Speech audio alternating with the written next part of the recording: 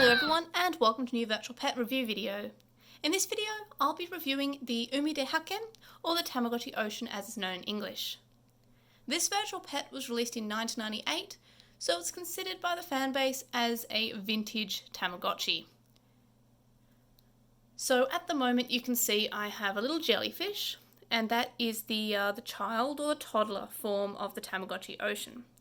Now, I was unsure whether or not I should wait until I get to teen or adult to do this video, but this is actually my third attempt at it, and it keeps on dying at this stage at around day 1 or day 2. So that was quite weird, and I had to do a bit of research on it, and I found out that was because sometimes they just die and they don't evolve, or there's sometimes silent illnesses that kill them very quickly. So one of the things I realised in my research, and this was some information I read on the Gotchi Garden website, is that there's something called the heart loss ratio. Now that is that when you first hatch your Tamagotchi, you should feed and fill up all hearts for both hunger and happiness. And when you do so, keep on watching how those hearts decrease. And if they decrease at so 4 hunger hearts decrease at the same time as 1 happiness hearts, that means you've got a 90% chance of getting to adult. And if the ratio is 3 hunger to 1 happiness, you've got a 50% chance of getting to adult. And any less than it's like a 5% chance. So I guess the heart loss ratio was the 2-to-1 ratio, because it just did not do too well. So this time when I started, I paid attention more to that heart loss ratio, and my heart loss ratio was not perfect. It was actually 3-to-1, so 50% chance of getting to adult. So the other thing I mentioned was silent sicknesses. So the good thing about this pet is that it tends to beep when it wants something, so if it's sick, it'll beep and you can heal it. But occasionally, sometimes it gets sick and it doesn't beep at you. So it's something that needs to be checked all the time. You have to basically keep on looking at this Tamagotchi throughout the day, especially when it's at the start of its life. And this stage actually takes 3 days for it to live through. So that's a lot of time where you have to be looking at your virtual pet. Something I do like, and there's a couple of things that I do like about this virtual pet, and that is, one, you can see that part of the background of these floating bubbles that makes it seem that the Tamagotchi is actually floating in a tank rather than just standing there in some random area that is brought by the background of the pet itself, but these bubbles actually move. So that makes it feel more lifelike. It's more like you're carrying around a fish tank instead of just this random monster sitting in the void. So I do like that. I don't know of many virtual pets that actually have those animations on the screen besides the actual pet itself. So that's fairly cool. And it sort of swims around. It looks like it's floating in the water instead of just sort of floating in vague nothingness. And that's fairly cool. The other thing I kind of like about this is that we have this meter here, which is how polluted the water is. So it's the water cleanliness. And this can be cleaned just by flushing the screen. So this is just a regular toilet button, but actually when clicking it, it'll actually decrease that. So we want to have all those be those empty skulls. So if I flush it one more time, and we go to the status, we notice that we're fully clean now. And that's a fairly cool mechanic. It makes it feel more like you have a fish tank rather than just a random virtual pet. Of course, we also have hunger, and we also have happiness. That's pretty standard. And then, of course, we have discipline. So discipline works the same way as it does for a lot of the other virtual pets. It will beep at you when it doesn't, when it's not hungry, and when its happiness is full. So you then just go to the discipline button here. It will also refuse to eat when it's hungry, and then you can discipline it there, and basically keep the discipline meter up.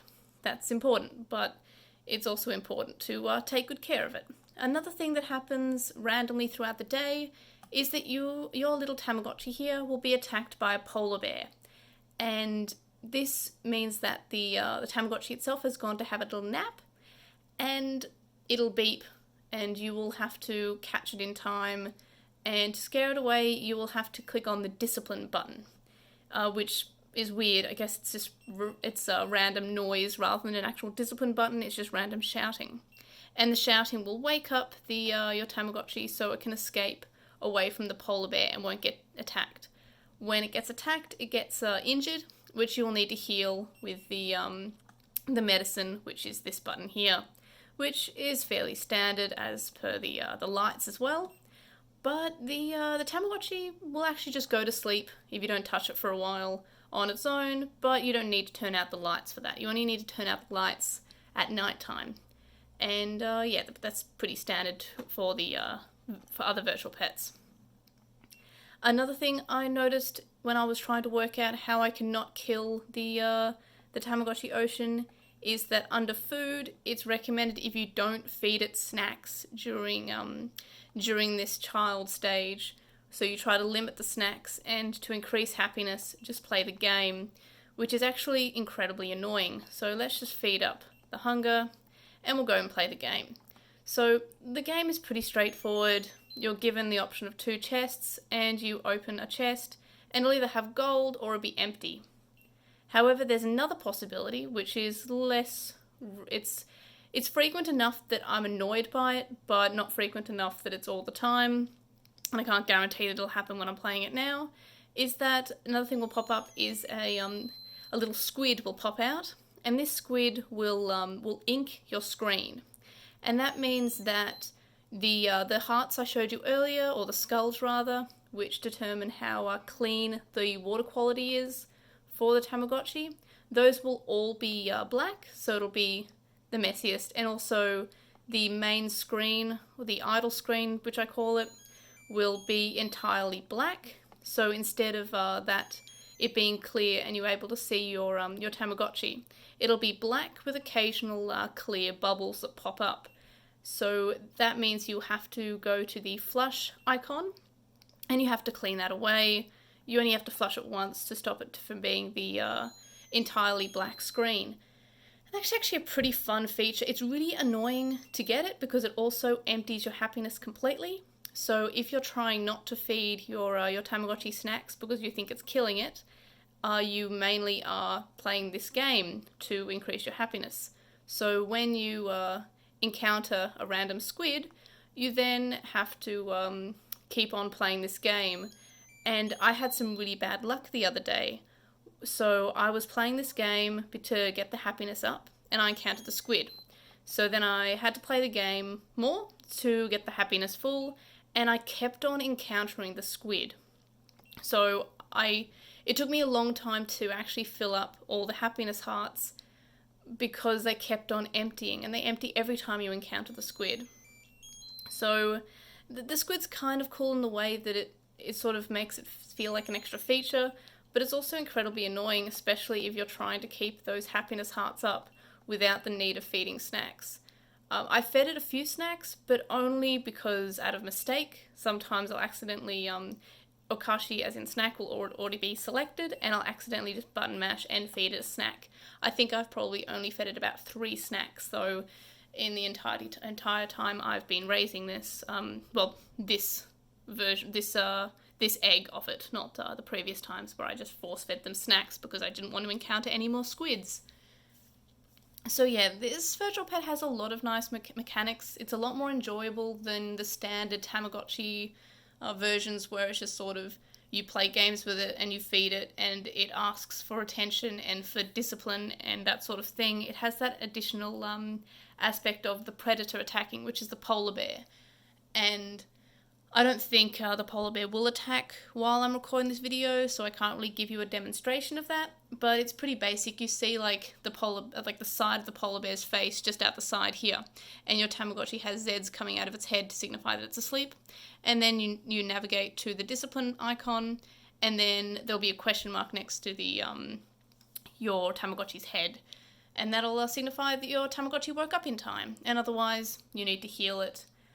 Another thing I read in my research is that the Tamagotchi, when it's looking not too positive to getting to adult or to teen, the Tamagotchi will take more than 2 shots of medicine to be revived.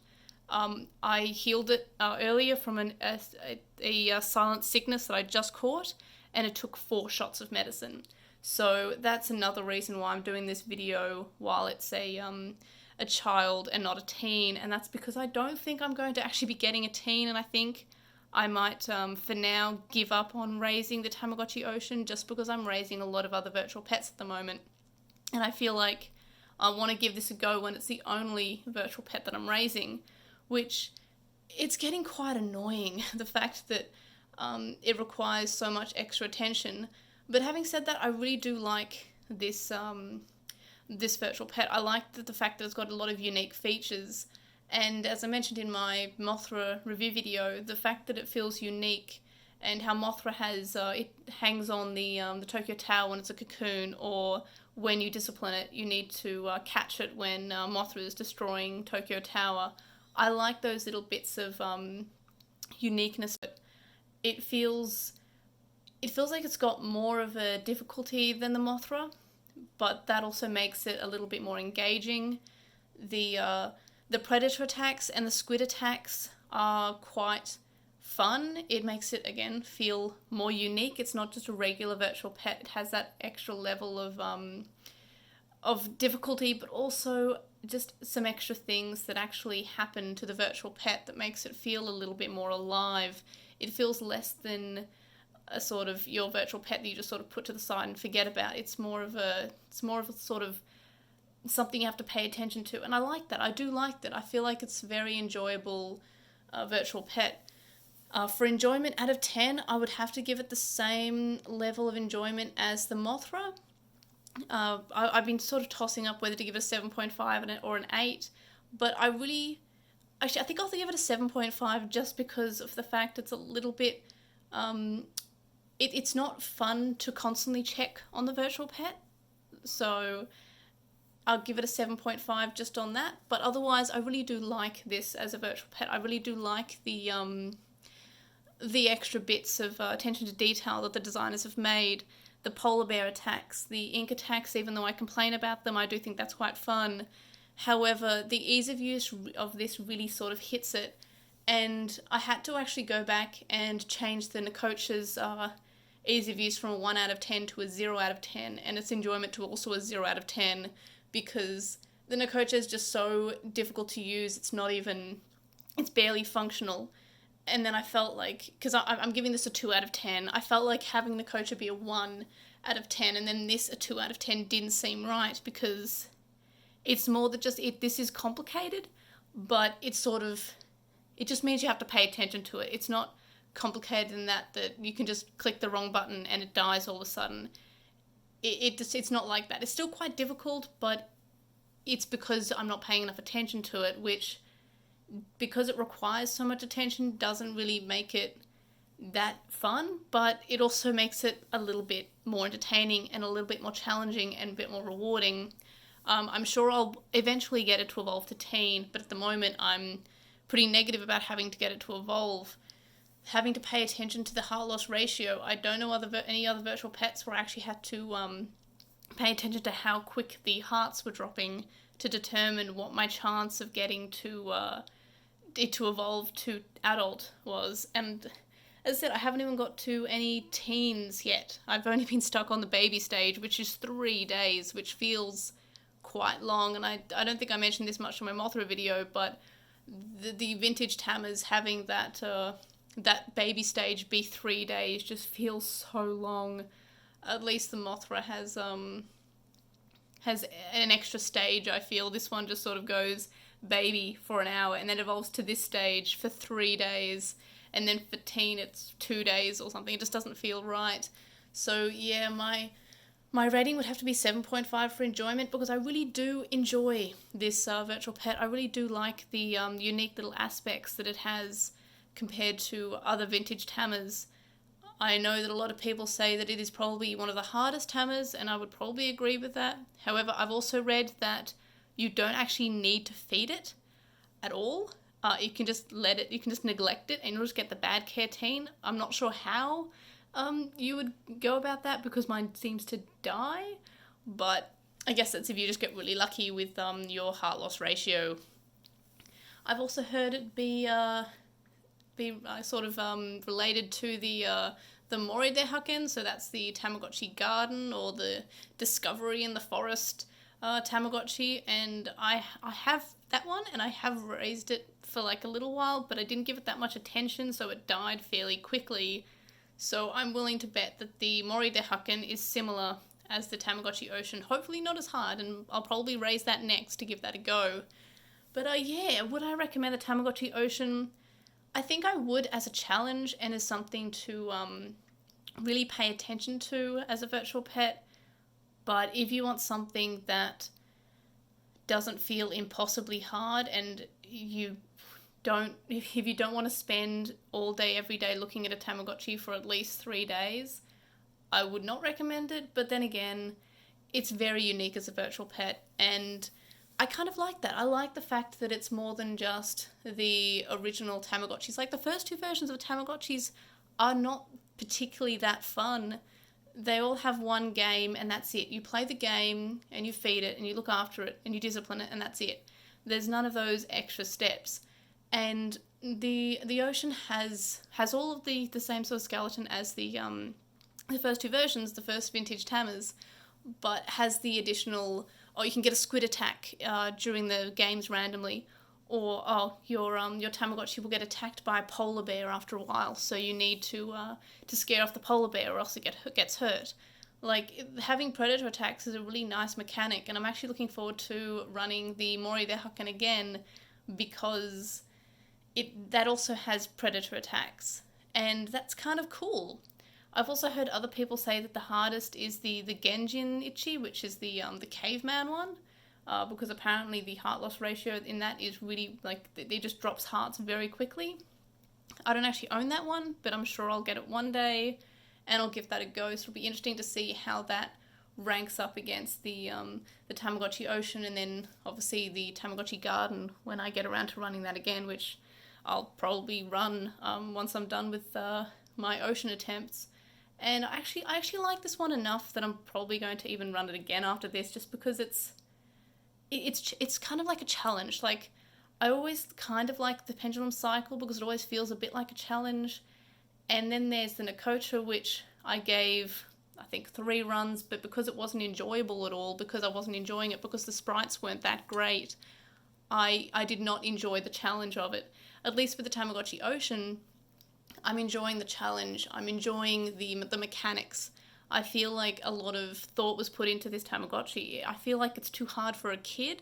Like, I can't imagine being a kid and looking after this. When I was a kid, I played with the version 2 of the first Digimon, and I was able to keep it into my pocket and only check it maybe every half an hour, every hour, and I would still get Angemon. I would still get a good care Digimon. It wouldn't die when it was a child, basically. But this one feels like it's a little bit too hard for kids, and they would need to have it looking at it all the time, which I feel like no kid actually is doing because they are still in school. They are not probably having it with the volume on. But yeah, so the enjoyment of the Tamagotchi Ocean is severely impacted by the ease of use being fairly low. It's fun, but it's also infuriating, but it's also a nice challenge.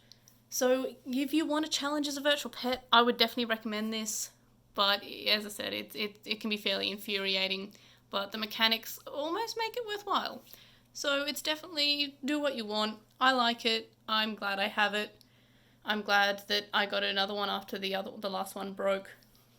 So yeah, there's that. Not much more to say. After then, just I wish me luck, and I hope that that my little friend here doesn't die today or tomorrow when I actually get like a teenager from this. Oh, also I've read that if it gets sick in the last like 6 hours of the time before it evolves, I've also read that it dies because of that. So that also feels a bit weird. So if you let it get sick or hurt at any point during those 6 hours, it just dies. That kind of annoys me, and that can also happen at the teen stage as well as the adult stage, apparently, from what I've read. But yeah, so that's sort of my review on the Umi De Hakken. Again, 7.5 out of 10 for enjoyment. love the features, but just regular 2 out of 10 for ease of use, because it is challenging. It requires you to not only listen to it beep and pay attention to it as soon as it beeps, but also for you just to check it randomly, even if it doesn't beep, because apparently silent sickness is a thing, which is good, because I do like old Digimon don't beep when they're sick, and another new Digimon, but I do like how vintage Tamas seem to beep when they poo or when they need you, even if they're just sick. That's cool. Anyway, so that's those are my thoughts on the Tamagotchi Ocean. Yeah, it's a challenging virtual pet, but I kind of don't hate it, which is good. And that's the difference between this and the Nakocha, is the Nakocha is awful and has no thought put into it and doesn't make sense in the way it's difficult, but at least the Tamagotchi Ocean kind of does make sense and just feels more like a virtual pet. But anyway, that's my thoughts on the Tamagotchi Ocean, and thanks for watching this video, and I will see you guys next one. Bye!